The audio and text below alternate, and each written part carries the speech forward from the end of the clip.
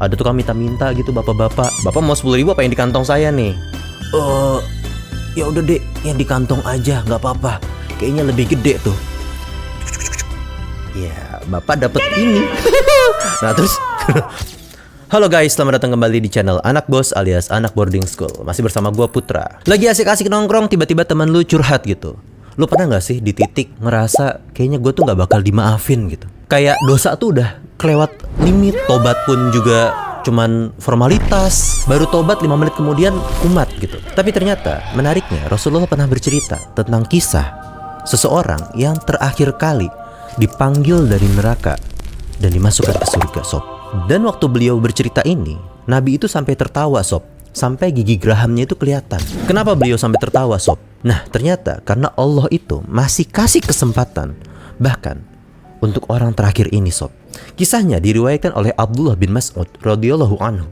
Jadi ceritanya waktu itu tuh Rasulullah lagi nongkrong sama para sahabatnya. Dan biasalah, Rasulullah itu orang yang visioner. Tiba-tiba Allah perlihatkan sesuatu, tiba-tiba Allah kasih ilham sesuatu di saat itu. Jadi nggak asing tuh kalau tiba-tiba lagi kumpul sama para sahabatnya, Rasulullah tuh ketawa sendiri gitu. Ya karena itu, karena kisah ini tuh langsung diilhamkan gitu. Langsung Rasulullah tuh dikasih visioner, diperlihatkan gitu loh tentang kejadian ini. Jadi saat Rasulullah tiba-tiba tertawa, sahabat pun bertanya, ada apa ya Rasulullah?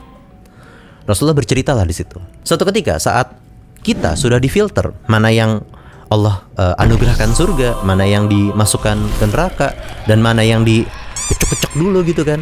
Nah ini ada kisah satu orang ini nih. Dia adalah orang terakhir gitu yang dipanggil sama Allah. Allah panggil gitu kan, Fulan, sini. Gak gitu ya. Orang ini dipanggil sama Allah gitu. Sambil dia tuh merangkak gitu kan. Saat dipanggil sama Allah tuh kan dia merangkak tuh dari neraka tuh. Saking tergopoh-gopohnya dia. Kan di neraka kan siksaannya kan bebas gitu kan, terserah yang punya siksa gitu ibaratnya. Ceritanya dia gosong, hitam, tergopoh-gopoh saat dipanggil sama Allah gitu. Terus dibilang gitu sama Allah, kayaknya udah cukup sih, udah, lu boleh ke surga. Kaget dia kan, hah, yang bener ya Allah, alhamdulillah gitu kan. Wah udah seneng gitu kan. Nah cuman dia merasa gitu, kok kayaknya di surga itu penduduknya sudah penuh. Sampai dia bilang sama Allah, ya Allah kayaknya dari semua orang, lu bayangin aja gitu kan, orang dari zaman Nabi Adam sampai zaman nanti kiamat gitu kan, itu kan pasti udah terfilter tuh mana yang surga mana yang enggak kan. Dan dia ngerasa di surga tuh udah penuh gitu. Nah karena orang ini tuh orang terakhir gitu, jadi sebelumnya kan mungkin udah ada ratusan, ribuan, bahkan jutaan orang yang sebelumnya udah dibersihin di neraka terus dipanggil dan masuk surga.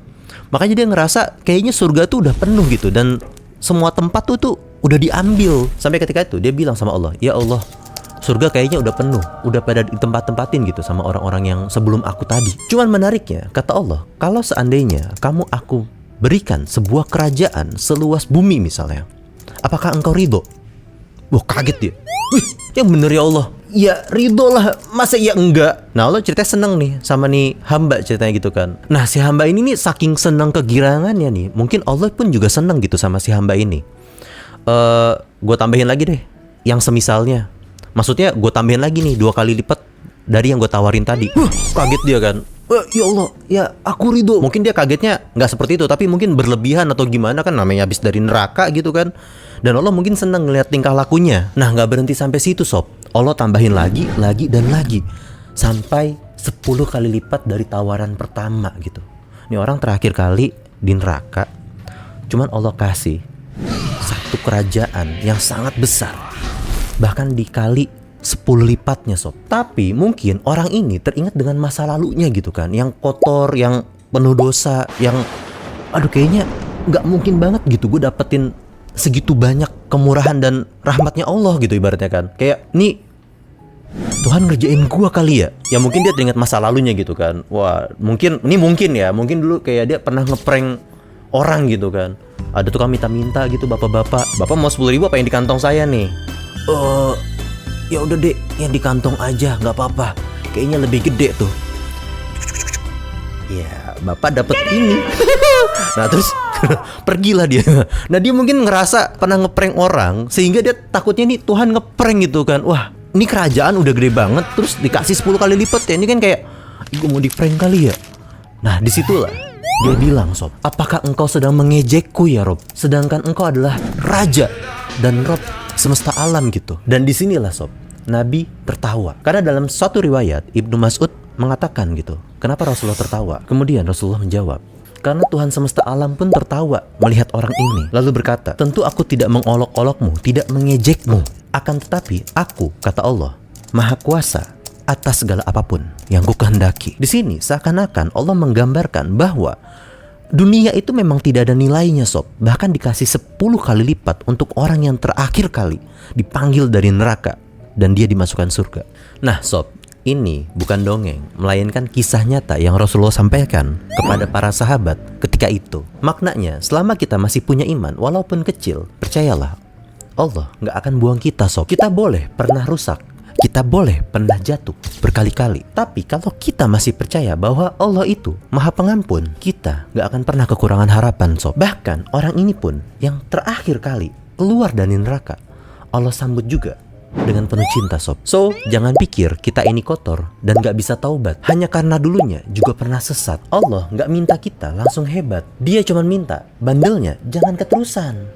Tahu-tahu aja lewat. Kita belum tamat selama masih mau sujud dan bertaubat. Karena kisah ini bukan cuma sekedar cerita sob, melainkan juga kabar baik. Jangan sampai kita jadi orang yang telat menyesal dan gak sempat balik. Sekali lagi, gue cuman anak bos yang dulu juga pernah ragu apa gue masih dimaafin. Tapi setelah mendengar kisah ini, gue semakin yakin bahwa Allah selalu buka pintu. Tugas kita bukan menunggu, melainkan menyambut hidayahnya dengan syahdu di tiap panggilan 5 waktu. Agar kelak ketika pulang, para malaikat menyeru, inilah hamba Allah yang ditunggu-tunggu.